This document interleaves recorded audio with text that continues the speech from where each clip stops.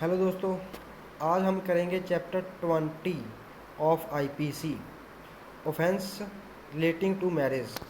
Marriage से related जो भी ऑफेंस हैं उनके बारे में आज हम डिस्कशन करेंगे इस वीडियो में। The Indian penal code 1860 IPC chapter 20 provide punishment for offences relating to marriage. इसमें क्या है कि जो चैप्टर 20 है आईपीसी का, वो मैरिज से रिलेटेड जो भी ऑफेंस है उनके लिए क्या सज़ा होनी चाहिए उसके बारे में बताता है। इसमें जो सेक्शन है वो है सेक्शन 493 टू 498, 8 तक इसमें सेक्शंस हैं।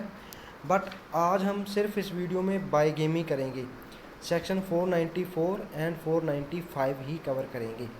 तो चलो देखते हैं आज इस सेक्शन में बाईगेमी होता क्या है और उसकी कितनी सज़ा हो सकती है। Whoever marrying any person when spouse is living, then that commit the offense of bigamy। जो कोई भी अपने पति या वाइफ के ज़िंदा होते हुए दूसरी शादी करता है उसे बोलते हैं बाईगेमी। उसने जो कमेंट किया होगा वो होगा बाईगेमी का कमेंट। मतलब कोई भी पर्सन है, उसकी वाइफ या फिर हस्बैंड ज़िंदा है और वो दूसरी शादी कर लेता है या कर लेती है तो वो बाईगेमी के अंडर आएगा कि उसने बाईगेमी कमिट की है। In simple word, bigamy is the offence of second marriage by person at the time when his or her first partner is living. इसमें क्या है कि कोई भी बाईगेमी जो है सिंपल वर्ड में बोला जाए तो दूसरी शादी है। दूसरी शादी करना अपने वाइफ या हस्बैंड के जीवित होते हुए दूसरी शादी करना, यही है bigamy. In Hindu law, marriage is considered to be sacrament, a holy union of two persons. इसमें क्या है कि हिंदू लॉ में बताया गया है कि जो मैरिज है वो एक पवित्र रिश्ता है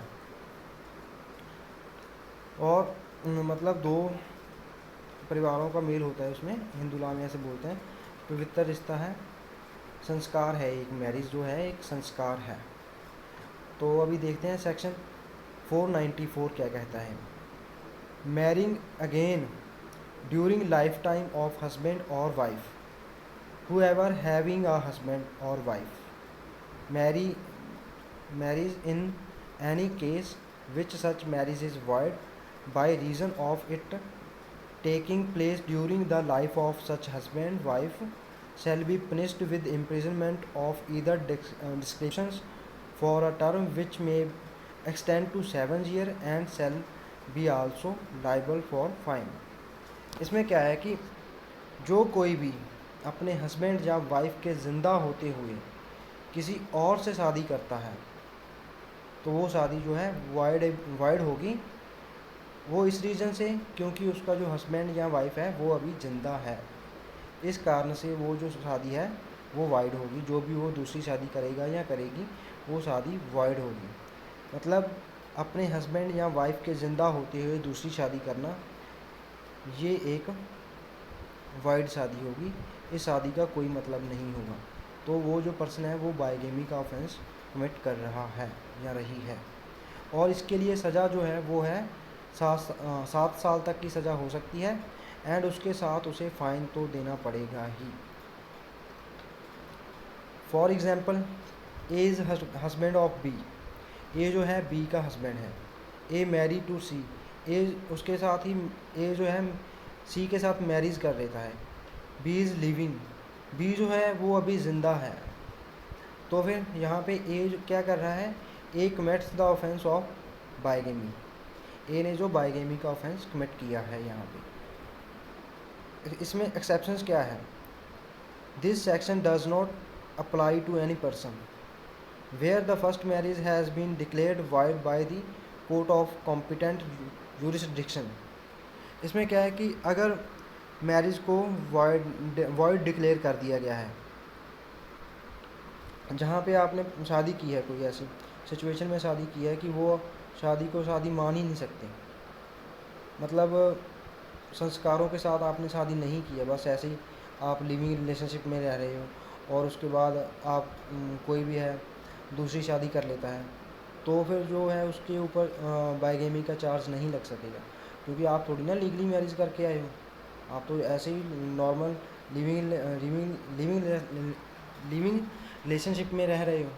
तो इस सिचुएशन में बाइगेमी का चार्ज फ्रेम नहीं होगा।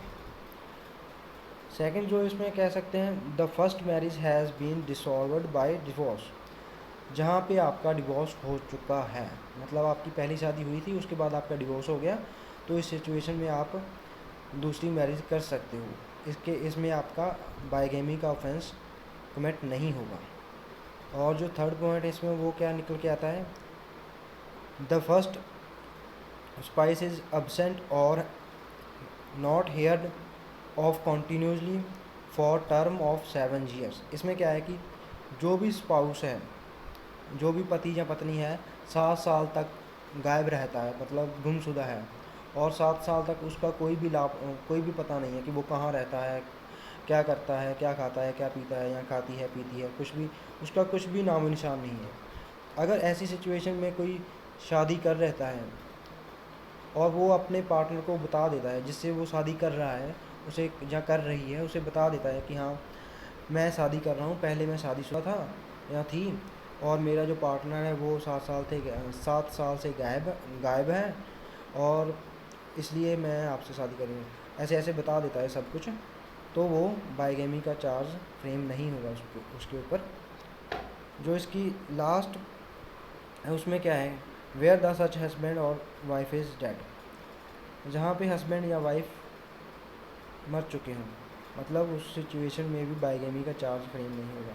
बाइगेमी का चार्ज तो उसने ही फ्रेम करना है ना, हस्बैंड या वाइफ ही करेगा ना, कि हाँ इसने दूसरी शादी की है मेरे रहते हुए, तो उस ऑफेंस के लिए तो वही जाके रिपोर्ट करेगा ना, जो भी ज़िंदा होगा, और जो शादी करेगा उसके अगेंस्ट। तो यहाँ पे जब डेथ ही हो जाएगी तो फिर कौन कौन जाके कंप्लेंट करेगा बाइगेमी के लिए। इसमें क्या है कि if the person hide about his or her first marriage from second partner, ये क्या है कि जो भी पर्सन किसी दूसरे पर्सन से शादी कर रहा है वो अपनी फ़र्स्ट मैरिज के बारे में नहीं बताता उसे कि मेरी पहले शादी हो चुकी है, तो वो क्या कर रहा होगा, then the second person can file, जिससे भी वो शादी कर रहा है या रही है, वो उसके अगेंस्ट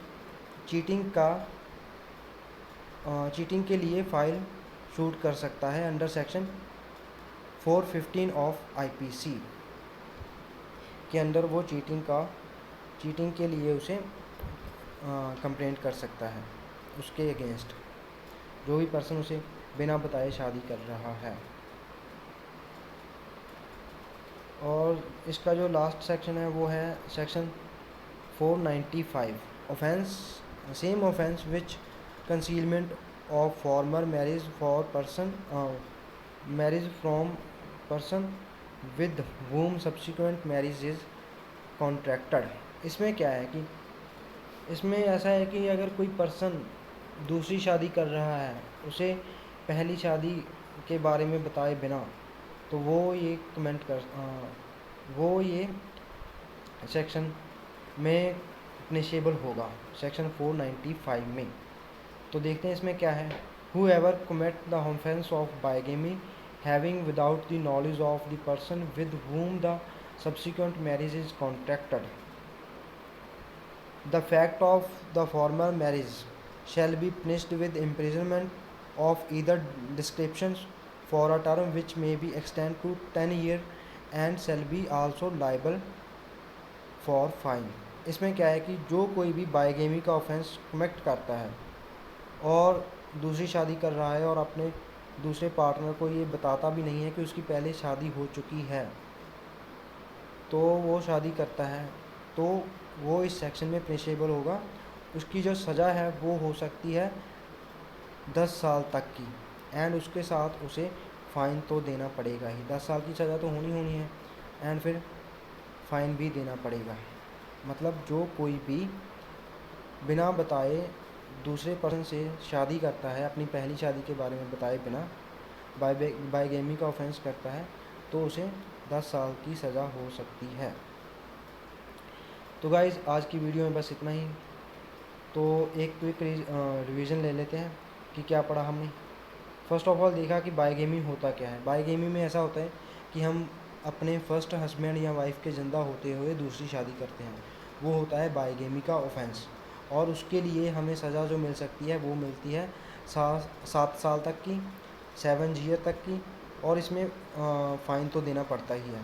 और इसमें जो सेकंड सेक्शन है 494, इसमें क्या है कि हम शादी तो करते ही हैं, दूसरी शादी तो करते हैं, और उल्टा उसमें हम सेकंड पर्सन से हम छुपा भी लेते हैं कि हमारी पहली शादी हो चुकी थी, हम उसे बताते ही नहीं हैं अपनी पहली शादी के बारे में। तो इस सिचुएशन में क्या होगा, इस सिचुएशन में 10 साल की सज़ा होगी और उसके साथ फ़ाइन तो देना पड़ेगा ही। तो गाइस इतना ही था इस टॉपिक में। तो okay, bye, take care, see you. अगर कुछ रह गया हो तो पूछ लेना कमेंट में।